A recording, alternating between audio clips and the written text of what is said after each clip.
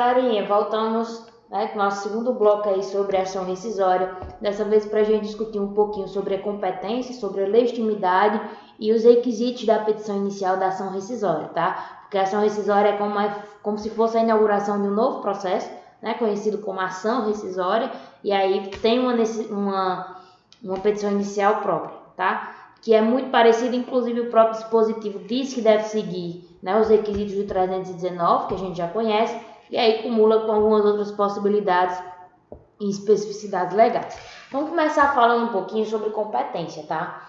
Professora, me diga, quem é o julgador competente para analisar a ação rescisória, tá? E aí a gente vai verificar isso conforme a decisão que é objeto da rescisão. Tá? A gente tem aqui, deixa eu abrir meu marcador, né?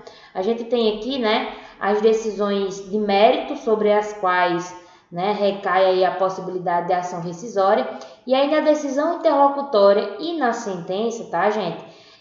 A gente vai ter que o julgador competente, na verdade, a ação rescisória sempre será julgada por um tribunal, tá? Então, no caso da decisão interlocutória e da sentença, o tribunal competente para analisar essa ação rescisória seria justamente aquele que teria competência para julgar o recurso típico contra aquela decisão. A gente sabe que os recursos típicos contra a decisão interlocutória é agravo do instrumento, contra a sentença é apelação. Qual é o tribunal que teria competência para analisar esses recursos? Ora, na Justiça Estadual, o Tribunal de Justiça do respectivo Estado. Em relação ao federal, o respectivo Tribunal Regional Federal. Então, quando a gente tem ação rescisória de decisão interlocutória de sentença, ou a análise vai para o TJ ou a análise vai para o TRF, tá? Sendo decisão monocrática, sendo acórdão, né, o mesmo tribunal que proferiu a decisão monocrática e o acórdão é aquele que vai ser competente, né, por fazer também o julgamento da ação rescisória. Só que o órgão fracionário desse tribunal, ele tem que ter uma composição mais ampla. Então, se o acórdão foi o acórdão de uma apelação, beleza. Transitou em julgado lá no Tribunal de Justiça do Rio Grande do Norte.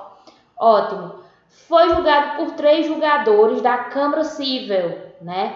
Então, o outro órgão fracionário que seria mais amplo, né, seria o próprio pleno aí. E aí o pleno teria legitimidade, né, como órgão mais amplo para fazer a análise da ação rescisória, tá? Então, o órgão imediatamente superior e mais amplo, com a composição mais ampla, né, com mais membros, que é o responsável aí por analisar ações rescisórias que tenham como objeto acórdão e decisão monocrática, tá?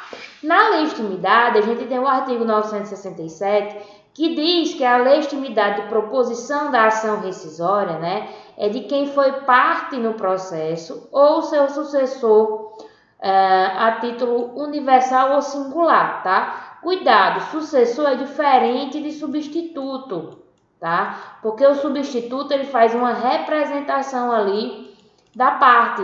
Ele defende em nome próprio direito alheio, o sucessor não. O sucessor ele vai defender o direito próprio em nome próprio, que é os casos de falecimento, por exemplo.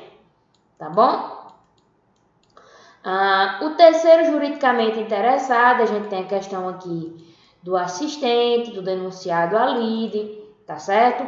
O próprio MP, tá? Mas não é em toda circunstância. O MP, ele vai ser competente, na verdade ele vai ser legítimo, né? Para propor a ação rescisória aí, se ele tinha a obrigação de ser fiscal da lei, ó, era obrigatória a sua intervenção, mas ele não foi ouvido no processo, tá? Ou ainda, né, quando a decisão recidenda é decorrente da simulação ou da colusão das partes, com o intuito de fraudar a lei, cabe aí legitimidade ao MP para isso também, e também nos outros casos em que se impunha a sua atuação, tá? Por exemplo, o caso aqui que mencionou no parágrafo 1º do artigo 178.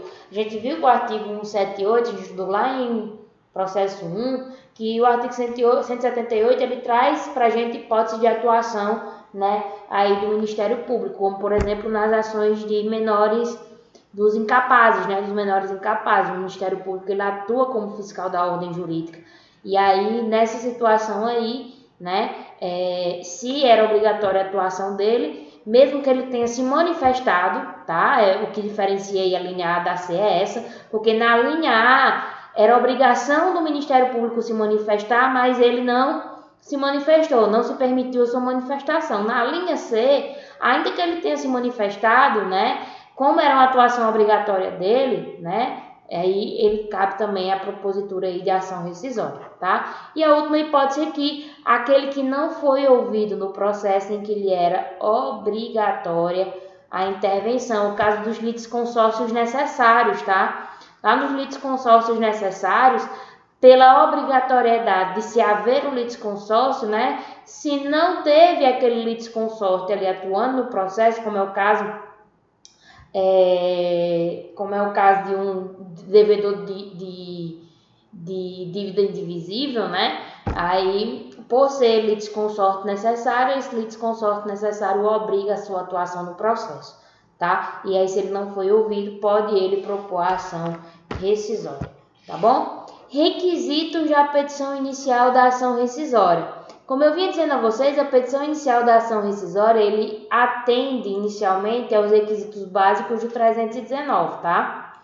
E aí, ó, deve o autor, além de atender os requisitos do 319, cumular, se for necessário, o pedido de rescisão, ou seja, de quebra, de rompimento da coisa julgada, e cumular com esse pedido a solicitação de se fazer um novo julgamento do processo, tá? Por exemplo, lá na hipótese do inciso 5 que a gente tem, né, de violação de norma jurídica, é um claro caso de solicitar um novo julgamento, tá bom? Além disso, ele deve depositar aqui a título de custas, tá, gente? 5% sobre o valor da causa. A professora, a ação rescisória tem valor da causa? Tem. Ó, atende aos requisitos de 319, um dos requisitos é o valor da causa. E aí as custas vai ser justamente 5% desse valor da causa. E aí esse pagamento de custas aqui, ele pode se converter em multa, né? Ou seja, não voltar à parte, não ser devolvido à parte, né?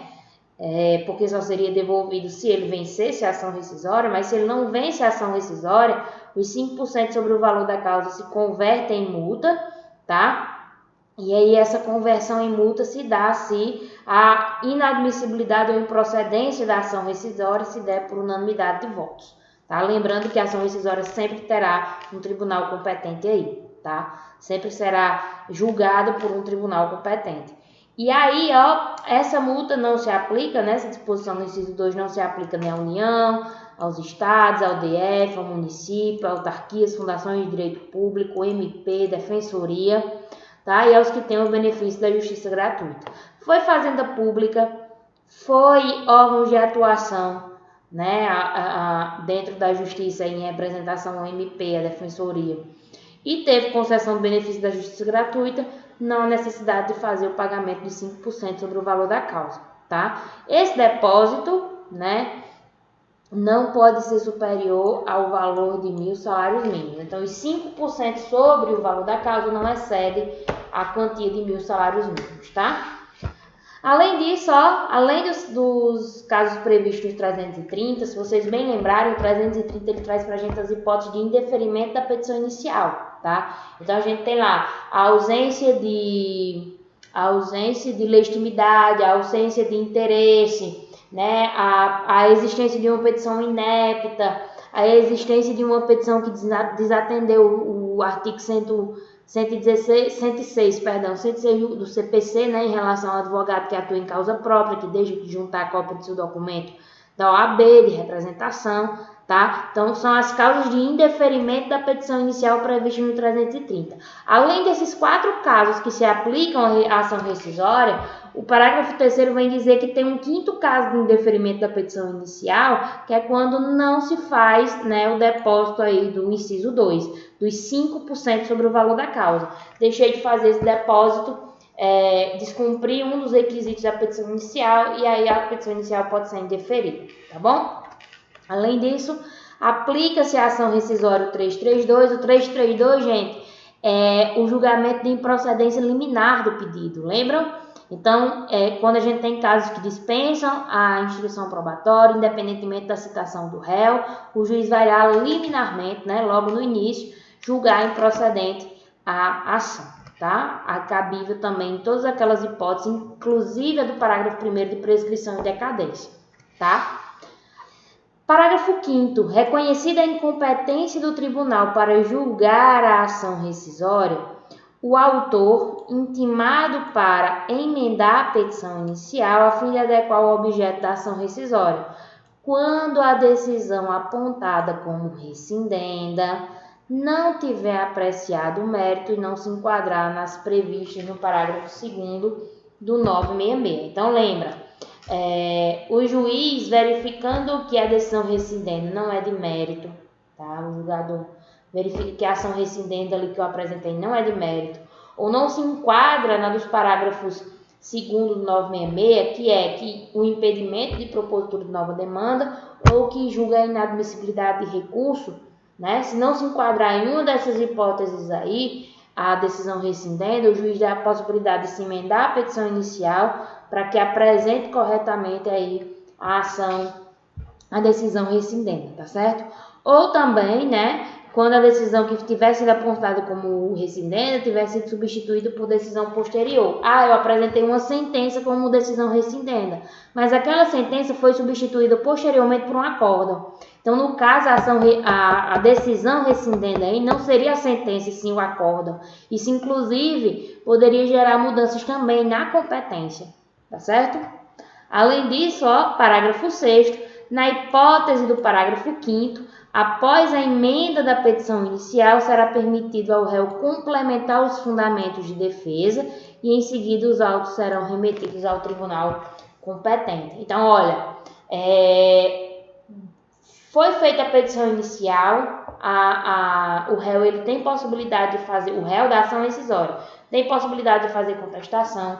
Se se enquadrou dentro de emenda, né, uma vez que o autor da ação rescisória fez a emenda da petição inicial da ação rescisória, confere-se o juiz prazo para que o réu ele possa também complementar aí sua manifestação de defesa para poder seguir a julgamento, tá bom? Daqui a pouco a gente volta com mais sobre a ação rescisória. Tchau, tchau.